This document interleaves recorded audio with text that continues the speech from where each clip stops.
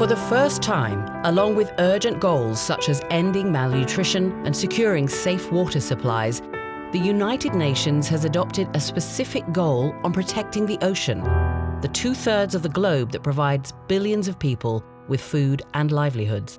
As part of the new generation of development goals the United Nations has approved, the ocean has finally received its own Sustainable Development Goal.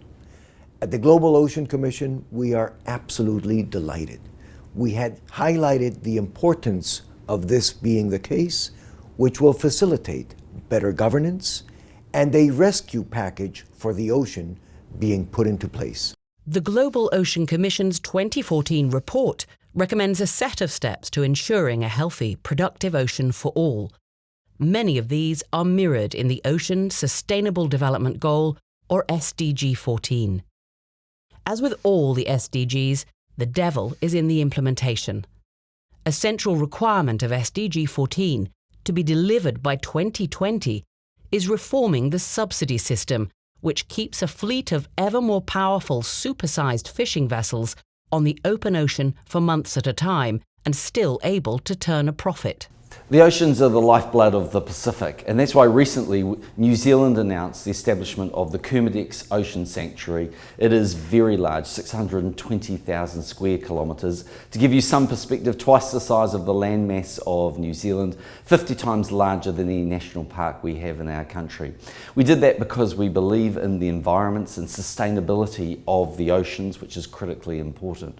When it comes to fisheries in New Zealand, we have long held and had the quota management system, an important way of managing our species so that they're not overfished. And as a country, we're deeply opposed to subsidies because we know that they lead to overfishing, to depletion of species and resources, and would challenge the future of our oceans. The oceans are critically important to each and every one of us. We have to work hard to maintain them, to preserve them, and to care for them. The surest route to achieve a phase-out of subsidies for industrial long-distance and high-seas fishing is via the World Trade Organization, whose mission is to level the trade playing field for all nations. The fishing subsidies issue has been debated for over a decade at the WTO with no agreement. But new proposals by a group of member countries are injecting fresh life into the discussions. And the World Trade Organization is the only place on this planet where there are serious disciplines about subsidies. So true, it may not look like trade, but WTO, as the World Trade Organization, also has to contribute to a better environment sustainability. So that's the reason why it's not just a decree of God, it's just a pragmatic consideration that this is the only place where serious subsidy rules are negotiated and implemented. The hope is that the issue can now be pushed into focus at the WTO's Ministerial Conference in December. A second step to ensuring that the Ocean SDG is achieved will be to establish a regular international ocean conference under UN auspices. Much like the UNFCCC summits on tackling climate change, these would drive momentum among national governments and civil society for action. In the Pacific Islands, we are deeply concerned about the ocean because every day we see the evidence of the decline of its health. Together with the government of Sweden, Fiji has agreed to co-host the first of the 5 triennial UN conferences on oceans and seas to be held in Fiji in early June 2017. We are taking this action for one reason, and that is to ensure the successful implementation of SDG14, the Ocean SDG, so that we can rectify the decline in which the ocean has been caught. Sweden is supporting this initiative because it's so important that we have a reporting mechanism within the UN system. This is so important also for development, because if we continue with the misuse of our oceans, then the livelihoods of millions of people is threatened. And also for the future generation, this is our responsibility and our obligation to make this happen. Another focus of a regular UN conference on the Ocean SDG would be to benchmark progress on all the action countries need to take, for instance, to end illegal fishing, another SDG target. To achieve this, the GOC and many stakeholders support mandatory universal vessel numbers and transponders on fishing vessels to make it clear in real time who is fishing where. As well, the adoption by all coastal states of the UN's Port State Measures Agreement, or PSMA, to shut illegal catch out of markets. First of all, I'd like to say how satisfied I am by the adoption by the UN of SDG14. In this respect, we've made great steps, and the role played in this goal being accepted by the Global Ocean Commission, among others, should be stressed. Ending illegal fishing is absolutely essential to building a sustainable ocean. We in Monaco have experienced this with, for example, the collapse of bluefin tuna in the Mediterranean Sea.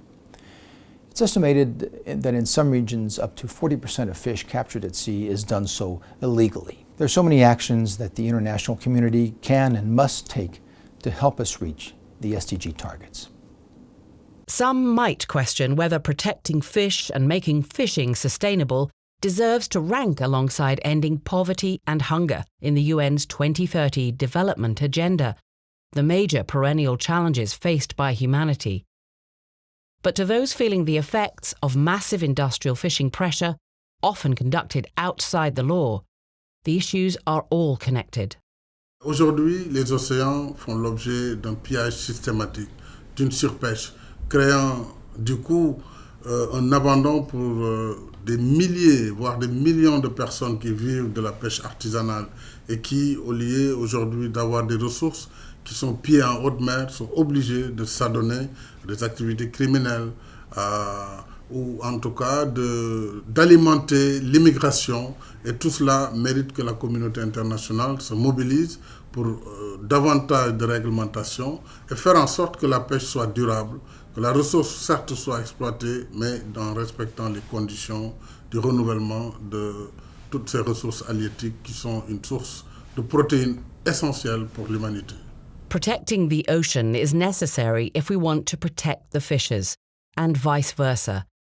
It is a message that, thanks to SDG 14, will now be heard louder and clearer than ever. Avec l'ODD sur les océans, c'est l'occasion de repenser notre stratégie maritime, de mettre en place une économie bleue plus respectueuse de l'environnement, mais qui pense aussi au développement économique pour ceux qui en vivent aujourd'hui. L'océan offre à cette planète des solutions pour lutter contre le dérèglement climatique.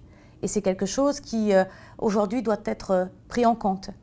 Et c'est pour ça que j'invite le maximum de gens à venir à Paris, à la COP21, notamment pour participer à cette journée Océan et Climat, parce que ce sera très certainement une formidable occasion de faire émerger un océan de solutions. The UN Sustainable Goal on Oceans is a very timely call for action. And in that same line, we are organizing in Valparaíso and Viña del Mar, right by the ocean, a summit in Chile on our ocean. And I say our ocean in singular because it's been proven that through the maritime currents, there's only one single ocean in the world, and it's fundamental for future generations. And we hope that in Chile, at this Our Ocean Summit, we will have commitments, voluntary commitments by governments and civil society to protect our ocean. We also trust that as we approach Paris, the Summit on Climate Change, COP21, that the protection of our ocean will also be an important part of the agreements that come out of that summit. We all have a stake. It's not only governments, it's private citizens as well that need to contribute to the sustainable use of our ocean for our generation and the generations that will come behind us.